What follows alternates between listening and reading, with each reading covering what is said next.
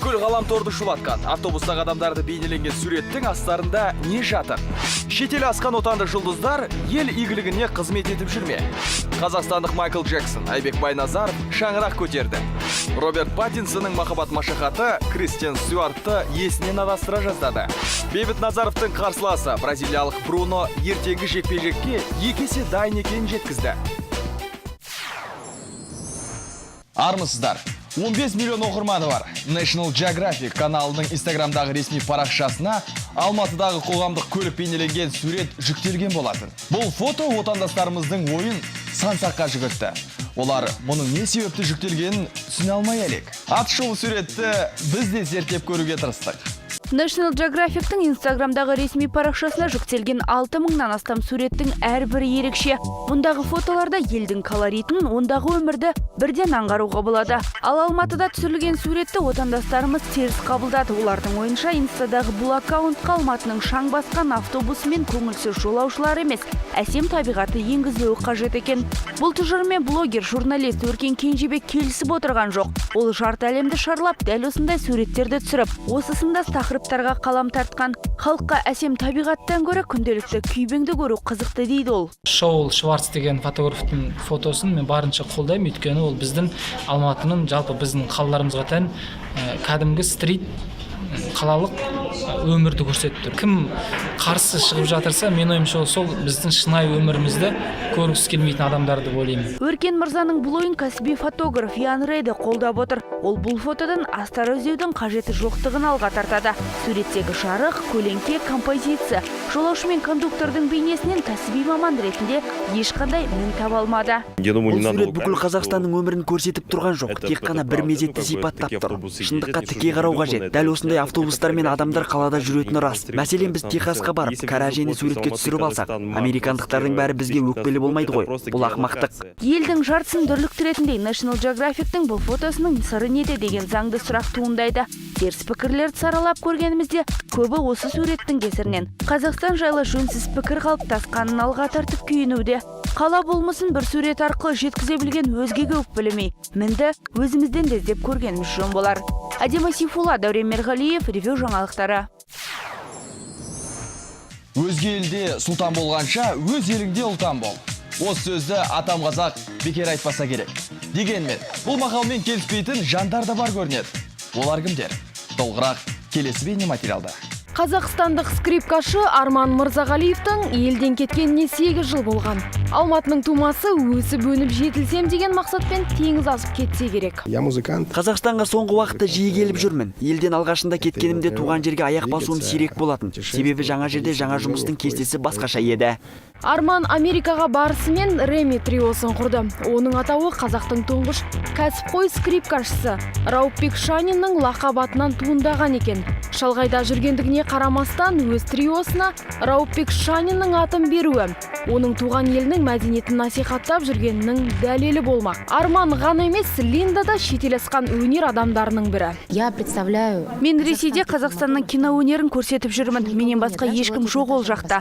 Бұрын Наталья Орынбасарова болған. Қазір ол өкінішке орай киноға түсіп жүрген жоқ. Міндетті түрде Қазақстан атынан бір адам болу керек. Ал екіншіден тәжірибе жинау мақсатында. Ресей киноиндустриясынан тәжірибе жинап, Қазақстанға оралып, кино мектебін ашсам деген Линда. Мәскеуде 5 жылдан бері тұрады. Мансап көп. Ресейге кеткен отандастарымыздың қатарында Линда ғана емес, әнші Анатолий Цой, тележүргізушісі Камиль Ғалиев та бар. Ал дуэт ел Мәскеуге барып қайта оралды. Қыздардың артқа шегінулеріне не себеп болды екен? Біз Мәскеуде 2 жыл тұрдық, бірақ сол 2 жыл ешқандай бақыт алып келмеді. Әлде біз мәскеуліктердің тілін түсіне қоймадық па? Егер бәрі ойымыздағыдай болғанда қалар медік. Оның үстіне менің аяғым ауыр болғандықтан кетуге де тура келді. Әзірше тау мен теңіз асып кеткендердің арасында мансап пен байлыққа қол жеткізгендері санаулы.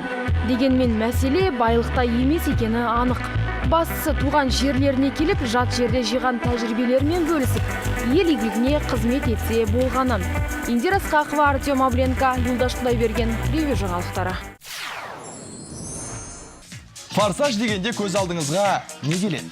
Мысалы, мен бәйгеге түскен темір тұлпарларды, мотордың тынымсыз гүрілімен мінсіз аруларды елестетеді. Аталмыш туындының тұсаукесер рәсімінде өкінішке орай мен атап өткен элементтердің біреуі де болмады. Алайда көрсетілімге жүйріктерден жасақталған форсаж командасы толық құрамымен келді.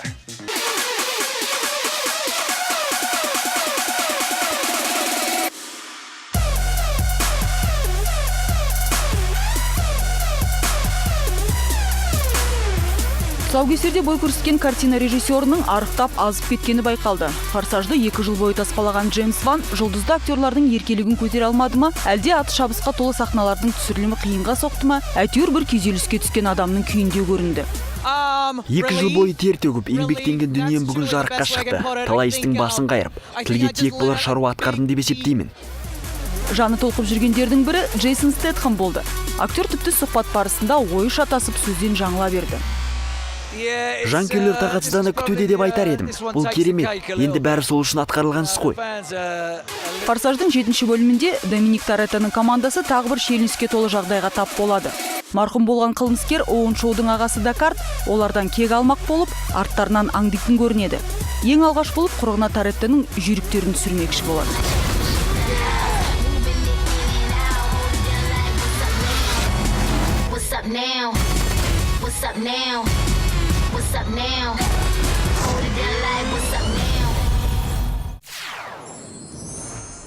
Поп-музыка королі Майкл Джексонның ізін басып, өнеріне еліктеу арқылы танылған КВН-ші Айбек Пракаш Байназаров та сүр бойдақтықпен қоштасып, отағасы деген мәртебелі атты иемденді. Тіпті Қайрат Түдековке жұғысты болсын деген ниетпен оны күйеу жолдас ретінде таңдапты.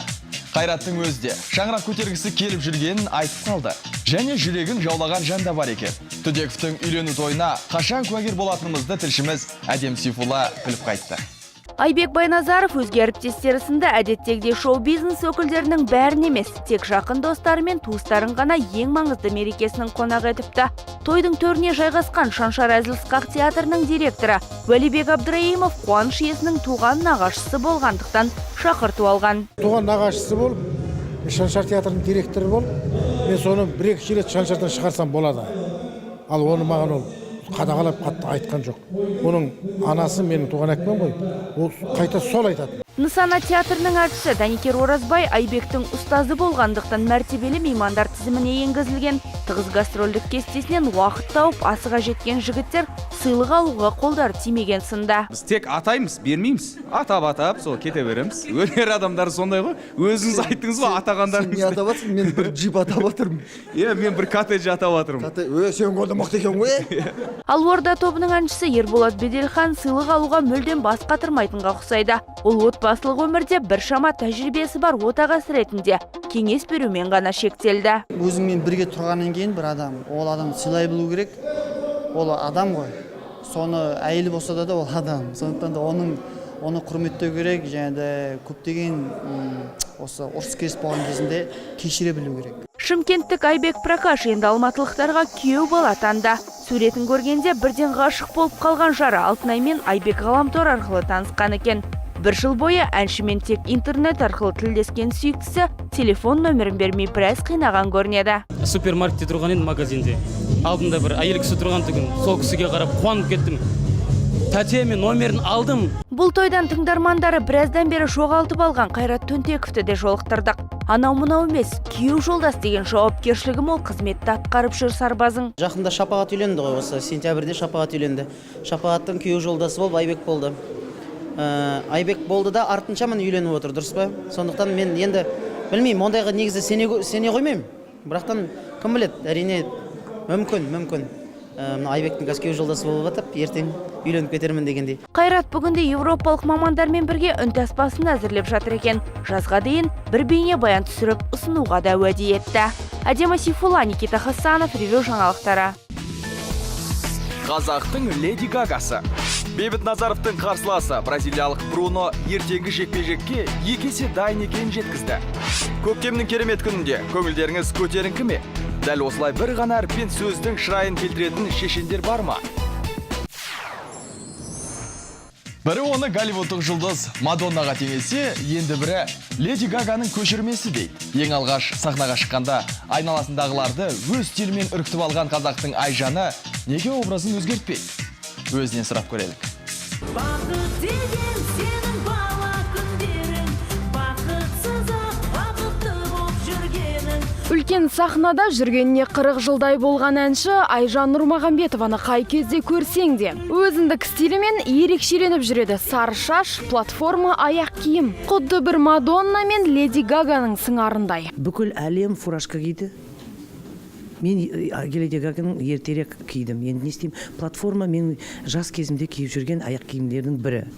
Ал шашым 98 жылдан шашым ақ. Ал әнші неге өзгелердей образын өзгертпейді? Бір стилімен халықты шаршатып алмады ма? Шашының түсін неге боямайды деп ойлайтындар қатары жетерлік. Өз шашымды өсіріп 20 сантиметрдай.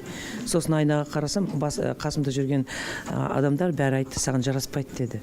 Білмеймін, бір жағынан олар неге десем, олар айтады, біз үйреніп қалдық. Сөйтіп әнші жанындағы жандардың ақыл кеңесіне құлақ түріп, шашының түсін өзгертпеуге шешім қабылдапты. Міне сондықтан да болар Айжан 20 жылдан бері сары қыз атанып жүр. Ал өзгелердің ойын елей бермейтін, образын өзгертуден қорықпайтын шоу-бизнес өкілдері де жетерлік. Мәселен, Мақпал Исабекова бір ай ішінде шашының түсін 3 рет өзгертіп қана қоймай, өсіріп те кесіп те үлгерді.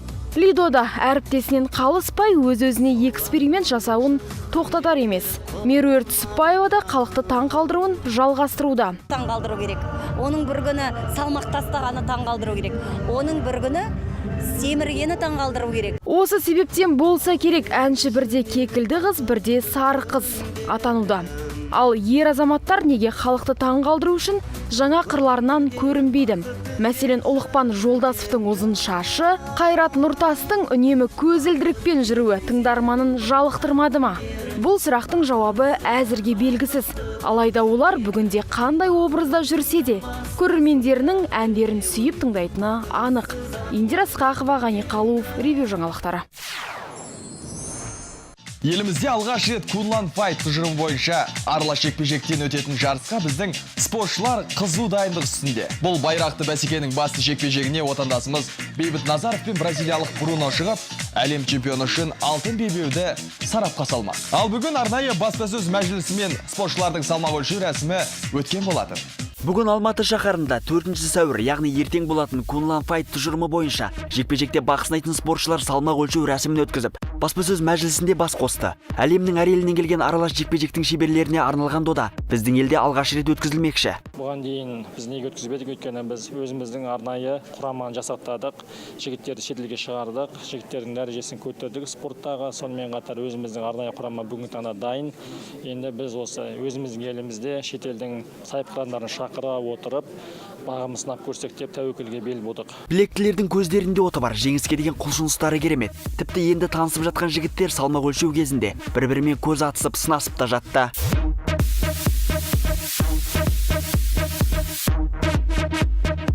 Бір-бірімен жаңағы алдын ала қайрап жатыр ғой, сынап, сен қалай екенсің деген сияқты.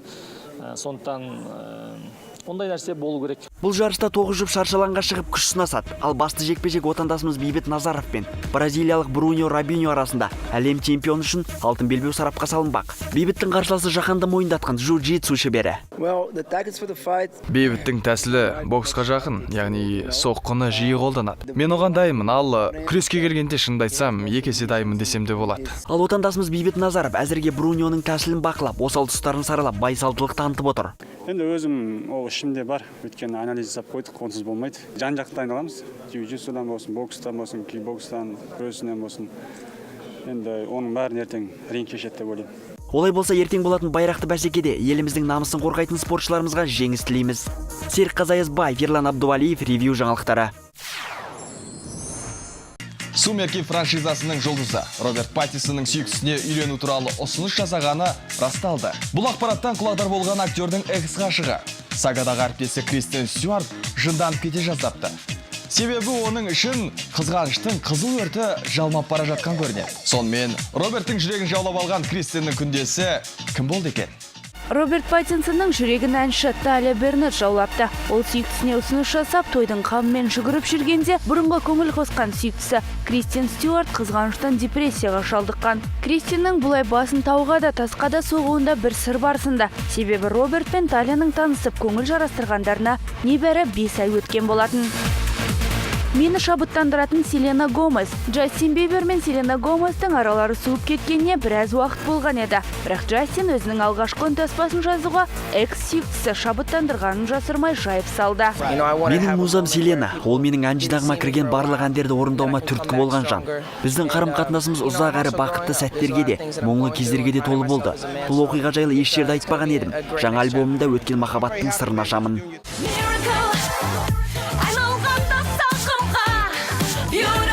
Осыдан 2 жыл алдын тұрмысқа шығып таяуда тұңғышын дүниеге алып келген Анна Лярынованың шаңырағы шайқалды. Әнші өзінің ажырасатынын айтып, Инстаграмдағы парақшасында өміріндегі келеңсіз жағдаймен бөліскен. Оның не себепті мұндай шешімге келгендігін алдағы хабарларымыздың бірінде баяндайтын боламыз. Әдемі Сейфулла, ревю жаңалықтары. Көктемнің керемет күнде көңіл күйлеріңіз көтеріңкі ме? Құрметті көрермендер, осылай бір ғана әріпті қолдану арқылы қазақтың сөздік қорын одан бетер құлпырта аласыздар ма? Бұл сауалдың сіздерге тосынан қойылған білем. Ал қазіргі таңда біздің өнер адамдары мен журналистер қауымы көне сөздерді жаңғыртуға атсалысып, жаңа стиль қалыптастырмақшы. Қазақтың тілін еткен бай, дәл осындай сөзбен өзінің Инстаграм парақшасына халқымыздың сөзге бай екендігін жазған журналист әрі продюсер Гүлнұр Мамасарипова бір әріптен басталатын сөздерден сөйлем құрастырып, біраз жанға ой салды.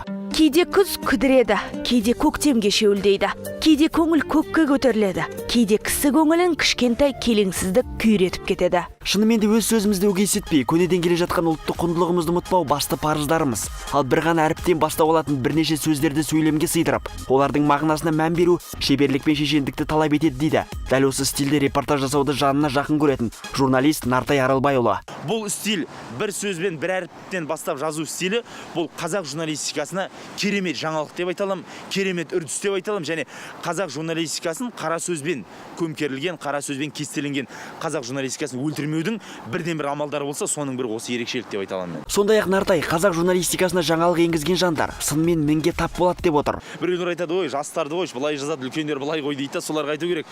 Қазақта керемет сөз бар ғой. Қой асығы демеңіз, қолға жақса сақа қой, жас кіші демеңіз, ақыл саға қой дейді. Дәл осылай бір ғана әріптен басталатын сөздерден бір емес бірнеше сөйлемді ұтымды қолданатын өнерпаздардың қатарында анекдотшы Бауыржан Тұрабаев та бар. Ассалаумағалейкум, ақсақалды ақылшы аталар, алақаны аялы аналар, арыстандай айбатты ағалар. Айында аптасында арамыз ажырамастай араласатын ағайындар. Амансыздар ма? Шыны керек. Қолынан келген адам жазады, қолынан келген адам айтады ғой. Қолынан келмейтін адам далбаса дей салады да. Шыны керек. Нартай мен Бауыржанның айтуынша, бір әріптен жинақталған сөздерді тізбектеу біраз дайындықты талап ететін көрінеді. Жазамын, асықпай дайындаламын, көреміз, текст жазамын, мәтін жазамын. Енді көп қой мысалы қарапайым қарашаның қара басына төнген қаралы күн деген сияқты жаза беретініміз көп. Импровизация деп ешкім айта алмайды. Өйткені бұны алдын ала дайындық керек. Бұны ойланасың, жазасың. Мысалға ө әрпінен. Біреулерге оңай шығар, бірақ құрастырып көріңіздер. Өзендей өтетін өлшеулі өмірде өлер мен өрмекшінің өрнегіндей өсіп өнген өркениетті өлкемізді өрістетіп, өрбітіп, өткелдерді өзімізді өзіміз өкпелетпей, өңкей өсекші өтірікшілерді өрге өрлетпестен, өзектерін өртеп, осындай өнерлі өнерпаздардың өшпестей өткір өрімдей өлеңдерін өсиет етіп, өткінші өмірде өнеге қылып өтіңіздер деп өзекті тақырыпты өз мәресіне жеткізейік. Серікқазы Аязбаев, Ғани Қалуов, Никита Хасанов, ревю жаңалықтары. Әлемге әйгілі Samsung бренді күні кеше Samsung Galaxy S6 және S6 Edge атты қос смартфондарының тұсауын кесті. Енді ғана сатылымға шығатын бұл телефондардың су жаңа нұсқасын құрастырушылар құласа сынбайды, отқа салсаң жанбайды деп отыр. Олай болса, жаңа жайылының бәрі орналасқан Samsung компаниясының тартуы жайлы толығырақ тілшіміз тарқатсын. Samsung компаниясы өзінің сүйікті тұтынушыларын тағы бір жағымды жаңалығымен қуантты. Аталмыш ұжым бұл жолы Samsung Galaxy S6 және S6 Edge деп аталатын екі бірдей су жаңа нұсқасын ұсынды.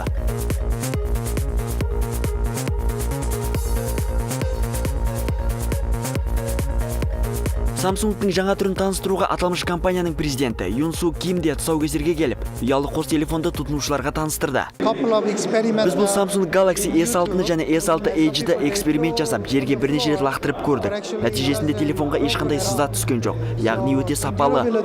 Сондай-ақ су жаңа қос телефонның сыртқы келбеті көздің жауын алады. Әлемдік техникалық индустрияда мұндай дизайн осы уақытқа дейін болмаған екен. Samsung'тың дәл осы нұсқасы толығымен металдан жасалып, сыртын арнайы шынымен қаптаған. Аталмыш компания жарыққа шығарған қос модельдің тұсаукесерінде отандық шоу-бизнес өкілдері де бой көрсетті. Олар смартфонның жаңа түріне таңдай қағып отыр. Бұл Samsung'тың жаңа нұсқасы өте әдемі, әрі ыңғайлы. Мен келесіде дәл осы Samsung Galaxy S6 немесе S6 Edge'ді сатып алуды жоспарлап отырмын. Ол өте ыңғайлы және суретке түскенде сапасы өте жоғары. Бұл телефонда жанға жайлының бәрі бар. Өте ыңғайлы. Кез келген уақытта қалағаныңды жүктеп керегіңді таба аласың.